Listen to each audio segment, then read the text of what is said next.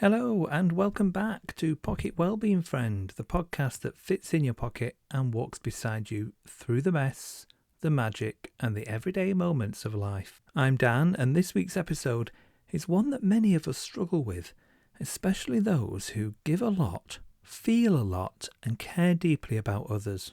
We're talking about boundaries without guilt. So how do you say no and mean it without guilt clawing at you? How do you honour your own needs when someone else's needs feel louder? And how do you set healthy, respectful boundaries, not as brick walls, but as invitations to better relationships? We're going to answer all those questions in this episode, so settle in, whether you're walking, washing up, commuting, or curled up under the blanket with a nice cup of tea. This time is for you. So let's begin with a simple idea. Boundaries. They're not punishments, they're not ultimatums, and they're not selfish. The clarity, the communication, their compassion with structure. When we have clear boundaries, we feel more settled inside our own skin. We know where we stand and where someone else begins. We have room to breathe, to think and to feel and rest. And without them, well, we become exhausted, sometimes resentful, pulled in too many directions, and we say yes when we mean no, and we betray ourselves, just quietly, a little at a time. Let's pause and do a quick check-in. Take a deep breath. Now ask yourself, where in my life right now do I feel overextended? Where do I feel like I'm giving too much and not receiving enough? It might be a person or a job or a habit. Don't try to fix it yet. Just notice it. That noticing is the first boundary. Now, guilt is a looming stone around your neck, isn't it? So why is it so hard to say no? Why do we feel shame or anxiety when we protect our time, our energy, and our emotional bandwidth? We are built-in people pleasers, in the majority, and you're taught from a very young age that keeping others happy is what makes you valuable. The majority of people have a fear of conflict. You worry that saying no will lead to rejection or anger, don't you? Your own identity makes it hard saying no. You've built your self-worth around being available, helpful, reliable, even if it costs you. But here's the truth. You don't owe anyone access to your time, energy, or emotions just because they ask. Now, saying no doesn't mean you're mean. It doesn't mean you're selfish or difficult. It means you're human. And humans have limits. So, let's say you're invited to a dinner after a long week. You're tired, you've had very little time for yourself, and honestly, you just want a quiet night in. But then comes the guilt. You start thinking, they think I don't care, or what if they stop inviting me? So you say yes. You go, you smile and you talk and you socialise, but inside you're depleted. Maybe even resentful. You've performed a version of yourself, not because you wanted to, but because you thought you had to. Now imagine an alternative you. You reply, "Thanks so much for the invite. I'm actually taking the evening off. I've had a long week. I hope it's a great night, but let's catch up another time." You've said no. You've said it kindly, clearly and honestly. And you've honoured your energy. This is what boundary setting looks like in real life. Firm but not cold. Honest but not harsh. Now, there are typically 4 types of boundaries that show up in our life. Most people think of boundaries only as physical, but they go much deeper than that. There are the physical boundaries, such as I'm not comfortable for a hug right now. Things about personal space and touch. But there's also emotional boundaries that protect your feelings in mental space, and things like, I can't support you with that right now, I'm at capacity. Then time boundaries, they honour your schedule, your workload and your capacity. Saying things like, I'm only available from 2 till 4, but not after that. And finally, energetic boundaries. These are about your invisible limits, that gut feeling that tells you something is draining, it's overwhelming, or it's just not right for you. But how do we recognise when a boundary has been crossed? Well, there are some possible signs, such as you feel drained, resentful, or taken advantage of after an interaction. You could find yourself replaying the conversations and wishing you'd spoken up. You override your own needs to avoid making someone else uncomfortable. Does that sound familiar? Well, that's not weakness. That's actually data. It's emotional data. And once you notice it, you can respond differently. So picture this. You've already finished work for the evening and you're making dinner. Your phone lights up and it's a work email from your manager. The email says, "Can you quickly review this document? It will only take you a sec." Part of you feels the pull. I should just do it. But the other part of you, the tired human part, says, it can wait.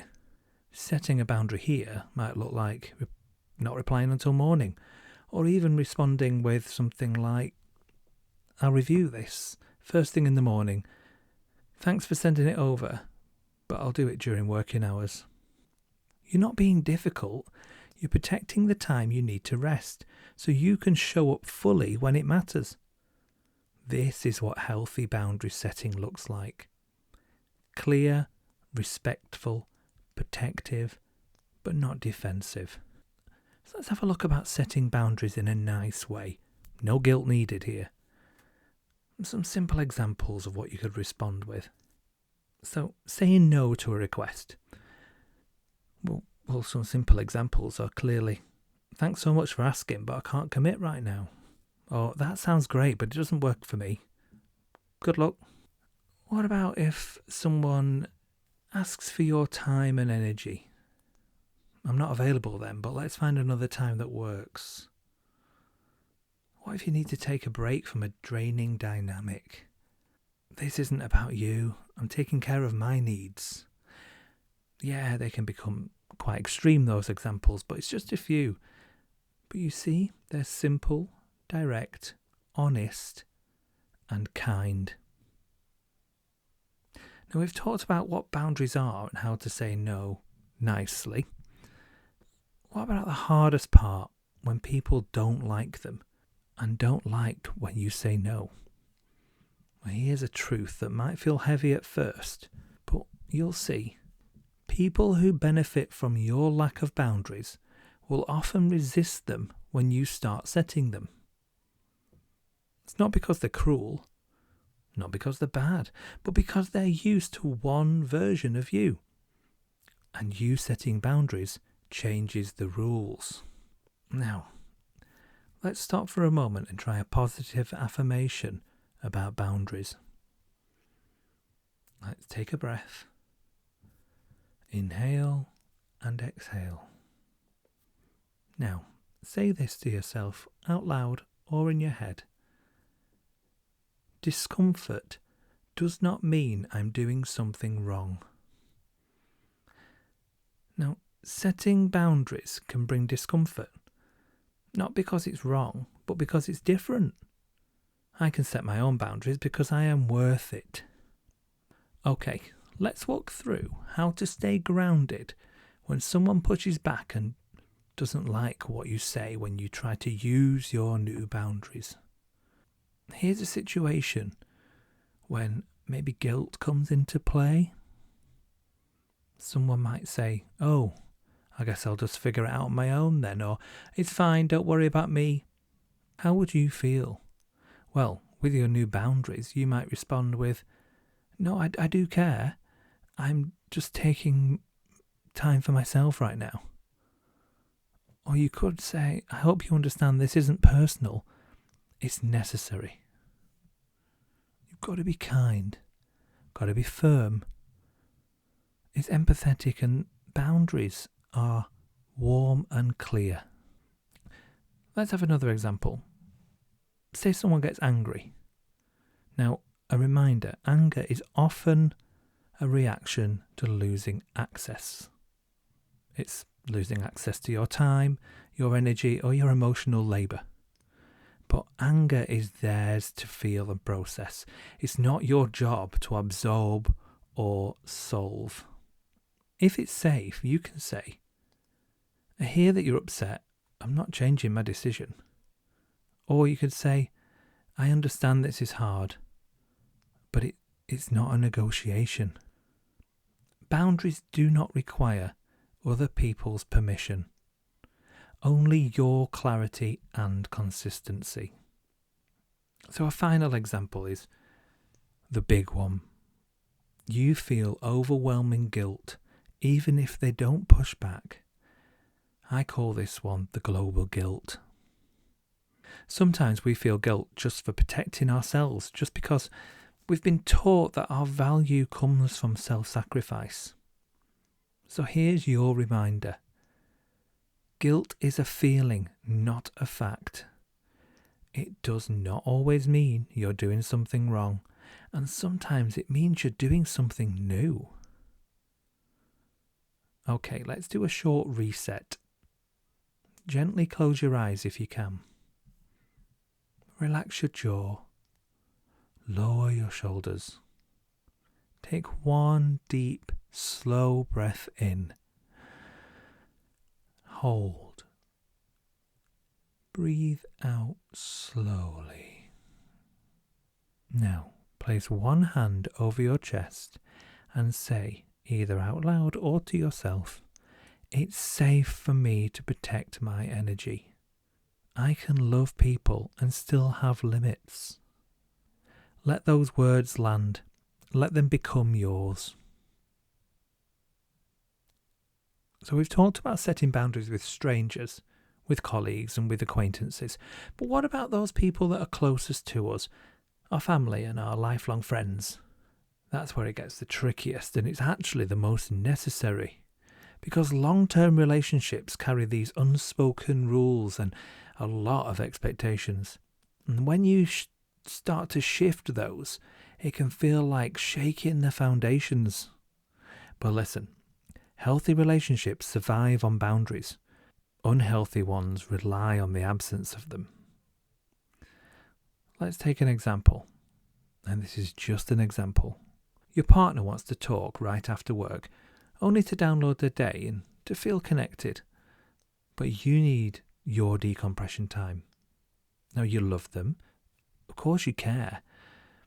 But you also know you're not fully present unless you've had a cup of tea, 30 minutes silence first. So you say, I want to hear about your day, and I'll be able to listen better if I can just take a minute and have a cup of tea. You're not rejecting them. You're respecting the relationship enough to bring yourself to it. Your best self. Or maybe it's a parent who calls constantly, or a friend who always assumes you'll say yes, or a sibling who leans on you emotionally every time their life unravels. What do? You start with clarity, then consistency, then compassion. So here's a little sort of boundary toolkit, if you like. Start with stating the boundary clearly. For example, I'm not available to talk during weekdays. Offer what you can do. Let's catch up this weekend instead. Then hold it with some consistency. Don't wobble just to avoid awkwardness. And then finally, stay kind but steady. No, I care about you. I just need to protect my own energy too. Now, all this talk of boundaries, and there's one thing I really must mention, which is boundary fatigue. What happens when you've already set the boundary and people still push back? That's when consistency matters most. Remind yourself, you don't have to re-explain your limits every time. You don't have to justify peace. A no can be a full sentence. Repetition isn't failure. It's reinforcement. You're showing up for yourself again and again until it becomes the new normal. And every time you do that, you build self-trust. So let's zoom right out now. Imagine a life where boundaries are baked in, set up, and they're solid as a rock. They're not as barriers, but as design features in your life. You create routines that protect your time. You pause before saying yes to check in with yourself. You trust your gut when it says this doesn't feel right, and you surround yourself with people who respect your no as much as your yes. That life, does it seem impossible? Well, it's not just possible. It's actually yours to build. One no, one pause, one breath at a time. Let's end this episode with a grounding exercise. If it feels comfortable, place both feet on the ground. Take one breath in and out, and in, and hold it for 4, and out for 6. Feel the ground. Feel the chair you're in. Now you're grounded. I want you to ask yourself, what's one boundary I've been avoiding? And how might I honour it gently this week? Now, you don't need to make it perfect. You just need to begin. Write it down or speak it out loud, but keep it in your pocket. It's yours. Remember, boundaries are not about pushing people away. They're about pulling yourself back into alignment. And when you show up for yourself like that, well, you show up stronger, clearer, and more peacefully in every area of your life.